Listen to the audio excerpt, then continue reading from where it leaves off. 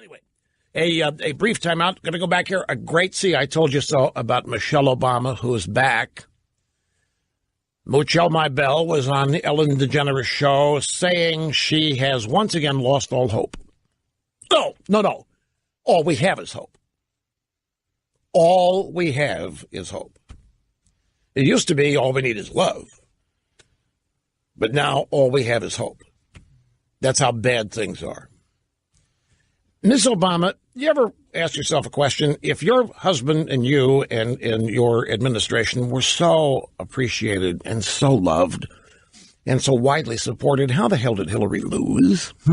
If the nation really wanted the Barack Obama agenda, then how did it lose? Because Hillary promised to continue, and your husband, Michelle, was out there campaigning, basically saying, if you want more of what I have given you, you need to vote for her. And what happened? This presumption that the country is totally in love with Obama, supporting of Obama, wants more of the Obama agenda, it's just not borne out by any evidence at all. Anyway, I want to take you back to Inauguration Day, January 23rd, 2017, about 53 weeks ago. And during this inauguration, the day begins after morning prayer with the president-elect arriving at the White House with the First Lady. And they go inside where the outgoing president and First Lady pour them a cup of coffee, and they talk about whatever. It's a very short, perfunctory thing. And then they all leave and go up to the Capitol for the inauguration itself. We know Brett Baer had a book on Ike Eisenhower, that Eisenhower, they drove up there. Eisenhower made me, but Eisenhower didn't go in. He hated Truman. Now, Eisenhower just stayed in the car while somebody poured coffee for somebody inside the White House. Well, when the Trumps arrived, the gracious and lovely Melania Trump held in her hand a gift for Michelle Bell Obama. And it had the distinct color of a box from Tiffany, which, of course, is right down the escalator from the gilded penthouse where the Trumps live. And Melania Trump presented this gift to Michelle Obama, who looked like she'd been handed a vial of the flu virus. She barely reached out to accept it and then looked around perplexed as though, what's this? What am I supposed to do with this? What this is another bit of evidence that I know these people, that you should not doubt me when I explain liberals and how they live and how they behave. Let's go back and listen to my original observations after having watched this on the morning of January 23rd, 2017. So Melania gives Michelle the box. And Michelle stands there holding it in both hands, kind of looking around like, what is this? What do I do with this? She tries to give it to an aide to take because she wants her hands free. There were some still shot photos from that video taken, and I'm reading my tech blogs about this Friday night, and they're making fun of Melania for having the audacity to give Michelle something from Tiffany, and they think Michelle is the greatest in the world because of this expression of disdain on her face. They happen to catch a still shot from video in which Michelle looks like she's somewhat frowning, and my left-wing liberal tech bloggers thought that was the greatest thing. They thought Michelle was disrespecting Melania. They thought Melania had been foolish and stupid and uppity to give Michelle a gift. And they thought Michelle handled it with aplomb by showing her disgust. And I'm thinking, what has happened to our country? When you go anywhere, if you go for dinner, you take something, you take a bottle of wine, it's standard ordinary procedure when you're invited. So in this case, Melania Trump was trying to extend a little informal gift, and even that became some kind of a sign of disrespect to the Obamas. I remember this like it was yesterday. I remember the expression on Michelle Obama's face. It was disgust. It was curiosity, perplexity. She didn't know what to do with this. Clearly did not want it. Clearly did not appreciate it. Clearly thought that it was weird. Well, I had a lot of people tell me after that, Rush, you're really reading a lot into an event. You weren't even there. You can't possibly know from her facial expressions what she was thinking. I said it's a fair point, but I'm telling you, don't doubt me. Well, Michelle Maybell was on the Ellen DeGeneres show today.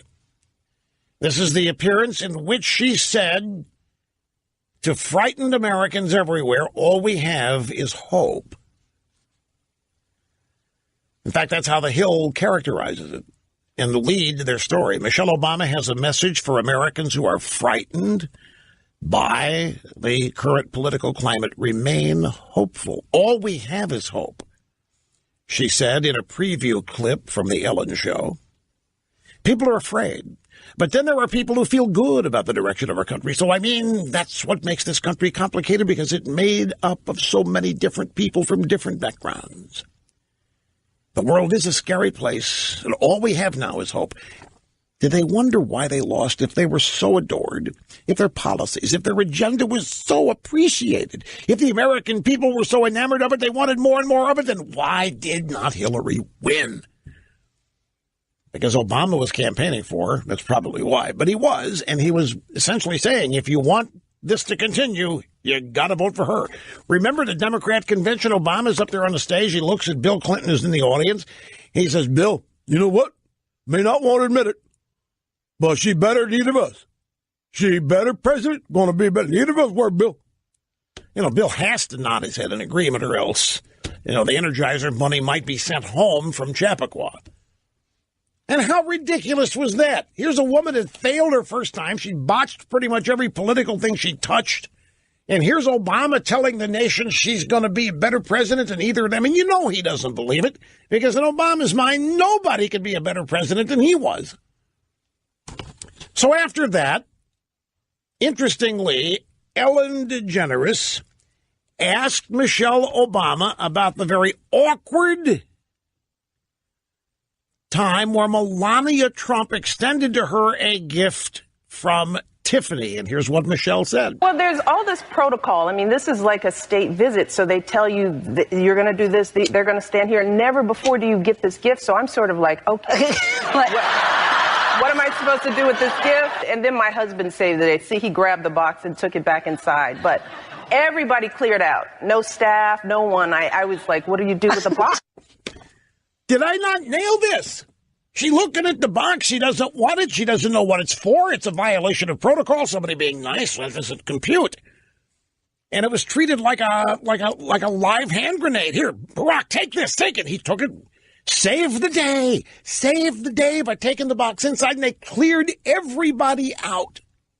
This was such a diversion. Just amazing. So, my friends, yet again, do not doubt me. Okay, grab soundbite 21, and we'll head.